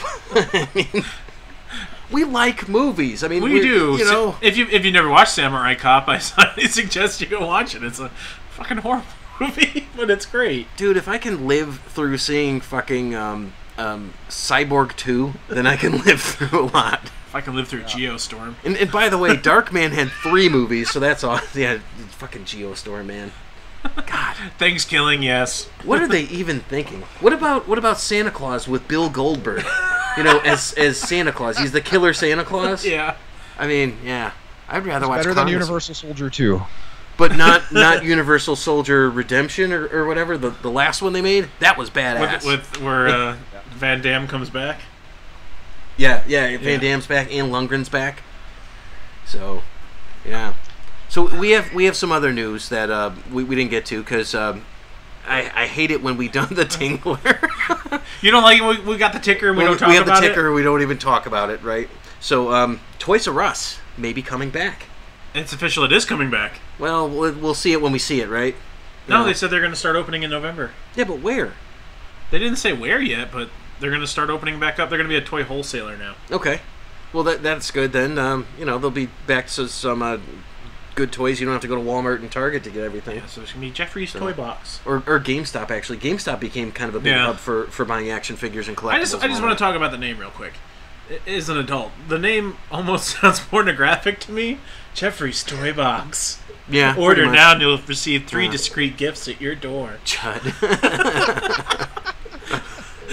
Yeah, it's like it comes with a free subscription to Ashley Madison. Now I might sign up. I don't know. It's real discreet. You'll only get hacked twice. Well, no, they'll hack you if you're a senator, or a Supreme Court justice. You know. All right, and then we go. David Bautista's possibly going to be joining Suicide Squad 2. He would have to be Bane. He would literally have to be Bane. No, but is he he's good going to enough? be Alfred. You know, I heard that they were going to get Javier Bardem to be Bane. Oh no, I don't see it. Yeah, I mean, you know. Yeah. Like I said, we talked about it. I think that if they bring Constantine into it, it'll be perfect. Yeah. You know, they got a real chance of making a decent movie. Yeah. They'll screw it up. Yeah, and then for any of the Walking Dead fans out there, Herschel, he has passed away at the age of 76. Yep. So, rest in peace. Sad days. I looked him up on IMDb. He's been in a ton of stuff. 81 films, I believe. Yeah. Something along those lines. Yeah. So. And then the next thing on the ticker is I'm the son of a motherless goat. So I heard you're so famous, you're infamous. Oh. And then the next thing on the ticker is why does Hawaii have an interstate highway? It does? That's hilarious. I believe they do. Oh yeah. Wow. So here's a question that came up. Did we talk about Joaquin Phoenix as Joker? Yes. The last 2 episodes have pretty much been devoted to that. We have covered hours on that subject, and we are looking forward to it. I said how he looks just like Bill Murray from the movie Quick Change. You know, with like the... And it's true. He does. He looks just like him. And it's eerie. It's creepy. It's got that sort of vibe and energy to it that you would expect in something that's going to be a darker film. Are they going to screw it up? I don't know. I think that this is going to be similar to Wonder Woman in like the origin story. But is it going to be like I almost gave away a spoiler there for Venom. I'm not going to do it. Not going to do it. Are they going to avoid having Batman in it completely because he's so integral to the Joker's story? I don't know where it's going to go. But it looks good, and I'm in. As long as I don't get a Joker that goes, hunga, hunga. Yeah, God, it sucks so bad. Yeah. Mike, have you seen the Joaquin Phoenix Joker images yet? I have. I saw the little trailer action that they put up a couple weeks ago, and I'm interested. I'll check them out. I mean, there's only one real Joker out there to me with it, which is Heath Ledger. But, I mean, obviously he's not coming back, so we got to have some sort of replacement. So I'll give this guy a chance, see what he does, and go from there. And to answer Matt's question, yes, Venom was good. Oh, yeah. No, we liked it, too. So we're going to talk about Venom next week. We're going to do one of our spoiler episodes where we actually go and kind of do a play-by-play, you know, with some colorful commentary. We'll go in depth. And I'm going to see it again, though. But I mean, I've got a Comic-Con coming up this weekend, Ace Comic-Con at Navy Pier, and Chris Evans and Tom Hiddleston are going to be there. And Josh Brolin canceled. He did cancel. Don Cheadle canceled, but Matt Smith, Doctor Who, is going to be there. Lee Pace is going to be there. So Ronan from Guardians of the Galaxy, Nebula from Guardians of the Galaxy, Scarlet Witch. All these people are going to be there, so we're going to go check it out. So Kate and Olsen, what is it like to have rich sisters as the Olsen twins? She's like, well, I'm going to be honest with you. It doesn't suck. Yeah. If I ever got invited to a press panel, I'd make sure I do it in a German accent every question I asked. Yeah, and excuse me, I have one question, and then your last question is in a regular accent, so they're like, what the fuck? Yeah. Every time they call on me, it's a different voice. How many times have you seen the Hamilton? Yeah, it's like... This one is for Tom Middledick. Wait, that's the guy. That's the guy from Silicon Valley. That's the wrong Tom. I have a question for you, my people up there. We're buddies, alright? You are my buddy, so we're going to talk about this, my buddy. Why don't you give me the spoilers, buddy? We are friends. You make me good deal. And I'll be like, he's adopted. Oh yeah. How many times when you were filming the film did you have to take a shit? You know what? That's a valid question. You know, how many times did you soil yourself while playing the Joker and the Batman? What does Ben Affleck's hat smell like? You know, it's like they're like, you know what? You don't even want to know. It's somewhere between sweat, feet, and curry. They just call me. What's your question? Oh, there's not really a question for them. I have question for myself. I'm thinking of becoming model. Will you take a look at my pictures? There's some weird stuff that goes on with these. You know, I mean, these people have to sit there like they're gonna have to wait several different times just for a whole bunch of us just to come and say hi and all that. So, and I'm sure it's gonna be all weird and creepy for them. I would be horrible to interview a celebrity because I'd ask them questions that have nothing to do with their movie. That's literally our job. It's like we're supposed to be horrible at it. So we're here to talk about Creed 2. What was your favorite Wayne's World sketch? You know, it's like, what's your favorite Tim Meadows joke? It's like, what? Who? If a girl comes up and checks your oil, what's your first reaction? Do you like it? You're a little intrigued by it? Thank you. I will have fun. And we're excited. So I think based on this, our podcast, we should go in a new direction, and we should live stream old video games like the Wayne's World video game. We could live stream that. Just play where Garth shoots out the every electric... episode we play the same video game. But we're terrible. So we keep dying in the same spot all the time. So you can mix it up. You could keep it Wayne's World, but do it by platform. You got Game Boy, NES, and SNES, and I think they even squeaked out a sequel, Wayne's World 2 video game. So, you know, just to really throw everyone off, you throw out the sequel video game, and everyone just flips the fuck out. So. Yeah, like Goonies 2 on NES. There you go. Yeah, that threw me off. Yeah, it threw me for a loop when I was a kid. I was like, I saw the Goonies. I didn't realize there was a Goonies 2 movie. So, of course, I'd go to the video store and be like, can I rent the Goonies 2? And they'd be like, there is no Goonies 2, but there's a video game. So explain that logic. Why would they make a Goonies 2 video game if there's no second movie? And then they just look at me like, get the fuck out of here, kid. Well, you know, it doesn't help them that they made the 2 look like a 1. It's really weird looking. It's like, oh, we're going to use 2 bones. I'm like, in random? And you didn't even space them out correctly, so it looks like it could be like, did they outline the 1? I'm like, hey, yeah. Are you graphic designer? Shut your mouth. It's like, well, I'm sorry. Get Richard Donner on the phone. Yeah, Sloth did. He's like, Goonies 2. You know, it's like... Well, we are reaching close to the part where we wrap up. Usually we're wrapping up already. We're reaching climax. Yeah, we're reaching climax. We're almost there. But we've had so much fun. We didn't even get to ask him if he could do his theme song for us yet. Character that faces another Arnold character. We're in the playoffs. Last week was Dutch from Predator versus Julius from Twins. Yeah, I'm never going to live that choice down. That because Julius surprisingly made it into the playoffs because he won his first round. Yeah, but he beat the guy from Junior. Yeah, he beat the guy from Junior. Like, but Dutch won with he just beat the shit out of him. Yep. So so this week, Justin, you picked the matchup for our playoff. I did, and I totally remember it.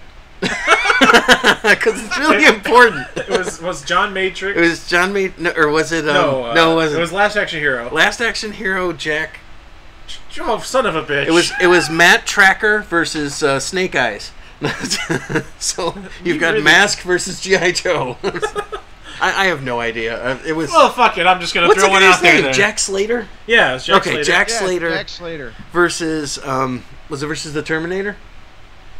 Or was it Mr. Freeze? No, it was Jack Slater versus Mr. Freeze lost to Jack Slater. Yeah. So it's Jack Slater. Fuck it, we can go for Terminator. Yeah. You know what? I think Jack Slater has a real shot at this. If you've seen, Last Action Hero, he's got kind of cartoon logic and all that, you know. And then when he comes in the real world and he punches and he breaks his hand, punching the window, I think Jack Slater's got a real shot. All right, so we're Jack Slater versus the Terminator this week. Yeah, because we make sure we keep. We had a lot of votes last week, though. I will say, keep it up. We did have a lot of votes. It's probably one of the more votes we had. Now that we're reaching the playoffs, everybody wants to see who's going to be number one. Well, it's the most votes that we've had since that terrible Star Wars quote that you had about sand being everywhere, and no one was having that shit. And I swear... that one actually almost won. Yeah, I know. I lost by 1 vote. I'm like, you did not quote the frickin' prequels. I did, just because you said, I hate sand, it gets everywhere. And just like most of our podcasts, did we mention Star Wars? Star Wars. So there, we fulfilled that. Even Mike threw in a Star Wars. There we go. Nice. Bring on the YouTube. Yeah, Mike, hits. if you ever want lots of views, just mention Star Wars. Yep. That's how we do it. Our biggest views of all time was Star Wars. The Incredibles was pretty big, too. That was a big show. Yeah, but we talked about Star Wars. We did. We really did. Get that shit out of here. My mouse disappeared. Oh my and then I said, bitch. I said, bitch. Oh man, these jokes are tired, and so am I. Mike is a Jedi Master. Good to know. Mike is a Jedi Master. Are you a master? I actually just saw him. He went to Bristol Renaissance Fair. Oh, cool. Yes, I was in full Jedi outfit, equipped with a very, very durable lightsaber that you could easily smash people with, which is kind of cool. nice. For a time, I collected custom lightsabers. I still have a good collection of them. They're fun to light up the room with, and occasionally beat the hell out of each other in the backyard with. Nice, yeah. Those are pretty cool, and you can customize them. I saw a cosplay of a Rogue and Gambit at the latest one I went to, and the Gambit had a light up lightsaber staff similar to Darth Maul, and it was awesome. It's totally fit. That's a cool idea. It was really cool. Ray Park is your favorite. Ray Park's kind of cool. I mean, you talk about him a lot. Well, I have been trying to get him on one of my friend's shows, so you know. Except for he's very very down to earth, cool dude. It seemed. Oh, you've met him? Yep. Nice. So you've met. I take it that you've met like a good number of celebrities then in your position. I would say that I've met more wrestlers than I have celebrities. Who do you think is one of the best that you've met? I always like to ask that because my answer is always Biff Tannen. He was the greatest. Tom Wilson. That guy was fucking awesome. I will tell you the nicest actual celebrity I met was a number of years ago, and that was Bill Murray when he was filming Groundhog's Day in Woodstock.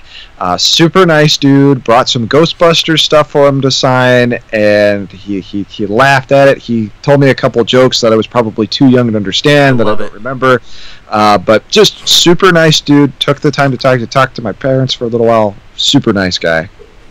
That's my dream one. I'd want to meet him and Jeff Bridges. Have you gone to the Caddyshack restaurant? I haven't. I've heard that it's difficult to get in.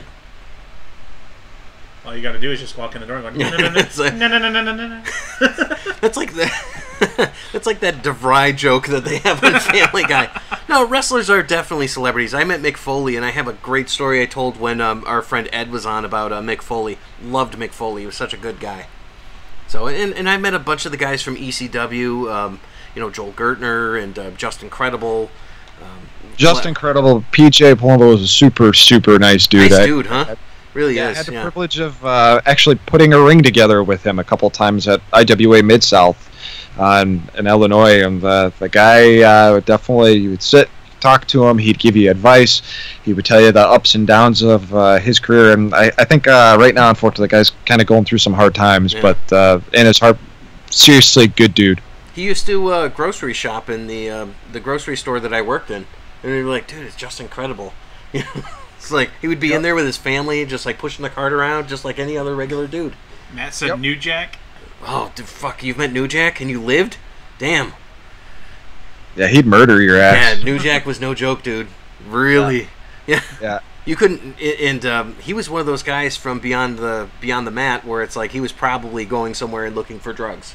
So you need to kind of stay out of his way. Red Flag Warrior Sensational wants to meet Sherry. Cool. Jeff Goldblum. Because life finds a way, you know. Apartments.com. Rentals. What are we doing? All right. Well, we've reached the hour 45 mark, so I think it's about time. The hour of Jeff Goldblum impressions. Yeah. I gotta cut him off before he keeps going. Earth girls are easy. That's what I've heard. Well, Mike, we want to say thank you for being on the show tonight. Thank you very much for you guys for having me. This was a blast. This was truly a lot of fun. Great chatting with you. Yeah, it's been fun. If you want to go ahead and give yourself a plug again, feel free. Sure. Just go to Google and type in any of these three names: Unleaded Logic, Gamer Logic, or the Casual Mark Wrestling Podcast. You pick your poison. If you can't figure out what it is from the name, well, you'll be surprised. It's like a mystery box, yeah. It's all porn. I was just... Well, I mean, what else are we going to look at? It's all screenshots of my dick. Enjoy, ladies. Screenshots of Wilford Brimley's dick. And now you know why my Patreon got shut down. Oh, is that why? If you donate $5, you get a picture of my dick. For $10, you get a picture of my bumhole. Every book comes with a free copy of Cocoon. And Cocoon 2. The movie's so bad you couldn't even get Steve If you donate $20, Gutenberg. I'll give you a monthly diabetes testing strip that I used. And a piece of my foot.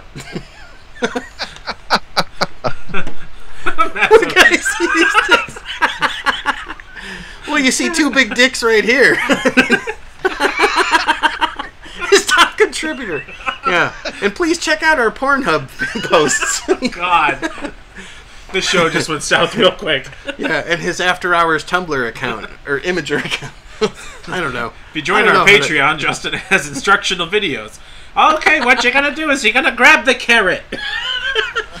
Like Andy Dick.